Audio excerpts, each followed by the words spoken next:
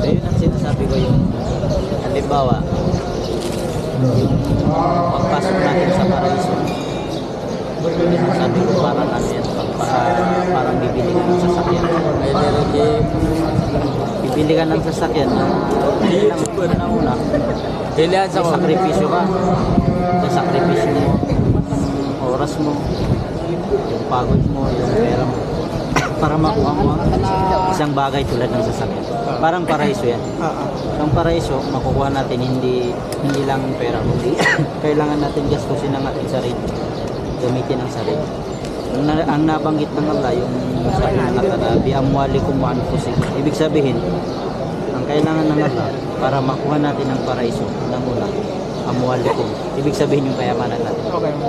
Anfusikum at saka yung sarili natin. So yun lang ang pinaka-purpose natin. Kaya tayo naglalakbay sa daan ng Allah. Sa ganun, unang-una, malugod sa atin. Mahalin tayo ng Allah.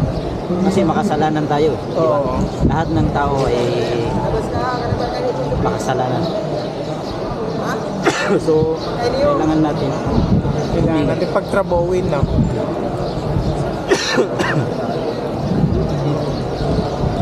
Napakapalad ng makapagtakay sila. Diyan na paghandaan mo na ito. Oh, sa May ito. Sa ano ako, Marawi. Sama ako sa 5 days yun, di ba? Pero kung gusto mong magtuloy ng 40 days, kasi siyempre ang Marawi medyo malayo. Try ko muna yun. Paunti-unti. Punta ako sa 3 days. 5 days, 40 days. Pero subukan ko yan. 3 days nakasubo ka na.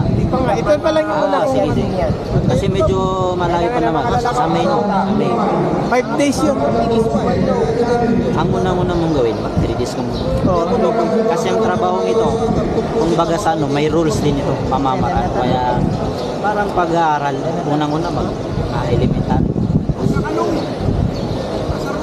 High school, college. Parang ganito parang ang trabaho na rin. Yung nga advice sa akin kanina yung mga elders. Sabing gano'n kasi baka pag binigla mo at hindi mo na gustuhan, baka ayaw mo nang mag-ganyan. Kasi parang ano rin yan, di ba yung bata pagka pinag-aaral mo, dapat kinder o kaya elementary, tapos halimbawa kinder, gagawin mo na kagad grade 3, grade 5. Wala rin alam. Sabi niya, mahirap ka. Pero ito, pangabaga na talaga Hirap pa lang mag-aral. Ang gagawin niya, titigil. Ganito rin ang kung pupwersahin mo. Wala. Baka. So ang trabaho ito, ang gusto ng Allah, trabaho sa pagtatrabaho sa Allah, yung paunti-unti. Kahit maliit, basta istiqamat, sabihin niyo, panatiliin mo yung amal mo, yung gawain mo. Kahit paunti-unti. Mas gusto yun ng Allah, isa yung napakalaki. Napakarami pagtatrabaho. Tapos, Hindi mo naman sa puso. at saka bukas, kaya sa isang araw, sa isang pangalawang buwan, wala na naman. Hindi yung gusto naman. So, ang gusto ng Allah na amal, ibig sabihin ng amal, gawain mabuti, magsasaka kayo ay kahit maliit na bagay, ay yun ay napakalaki. Yun ang gusto ng Allah na amal, gawain pagsasaka sa kanya. Kahit paunti-unti, basta yung istikamat, yung maintain, tuloy-tuloy. Ayun ang ala yung paputol-putol eh. Pero minsan, Pati nga boss, pag absent ka, magagalit, di ba? Kaya minsan nagkakamali ko. hindi mawala sa isang manusia, isang tao tulad natin. May kamalian tayo. Kaya dapat tayo tulad nga ng sabi ng propeta. Sabi niya na kullu bnu adamu khata wa khairu khata'un at-tawwab. Ang lahat sabi ng Rasulullah, kullu bnu adam, anak ng Adan. Diba lahat tayo ay anak ng Adan. Lahat tayo nagkakamali sa akin. Wa khairu khata, pinakamahinang sa nagkakamali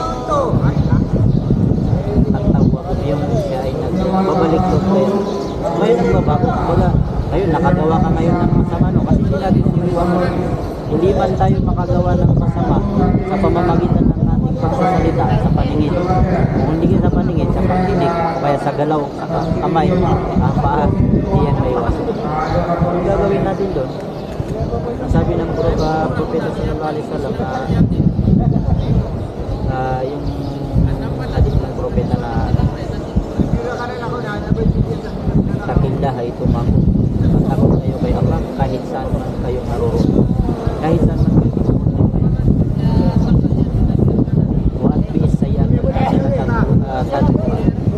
ibig sabihin, pag kayo'y nakagawa ng masama o kaya nakagawa kayo ng hindi nyo namalayan o kaya alam nyo na gumawa kayo ng kasalanan, dalian nyo na gumawa kayo kaagad ng mabuti. Pagsamba kay Allah, dahil ang paggawa ng mabuti ay nabuburan niya yung masamang ginawa.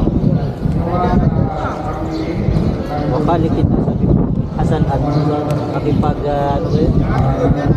mamit ka ng napakagandang pakikitungo sa mga tao. Yan ang utos ng Propeta. Ibig sabihin, hindi yan mawala sa atin ang pagkakamali. Kahit sino ang tao talaga. Ang importante, pag kayo nagkakamali, balik doon. Hindi yung nagkamali tayo ngayon, tapos tuloy-tuloy din. Diba? Salamat brother, advice. Inshallah, pag yung advice ko sa'yo, palagi kang magduwa. Piliin mo ako na makapag-advice sa'yo. Subukan ko yan inshallah brother para Pag nagsasala ka, after sala, kaya ka tahajjud. Pero ang mas mainam, wala ng pag-aral. Magsimula ka muna sa 3 days. Napakaganda. Pero gagawin ko yan. medyo maganda nakapagsimula ka na sa buwan.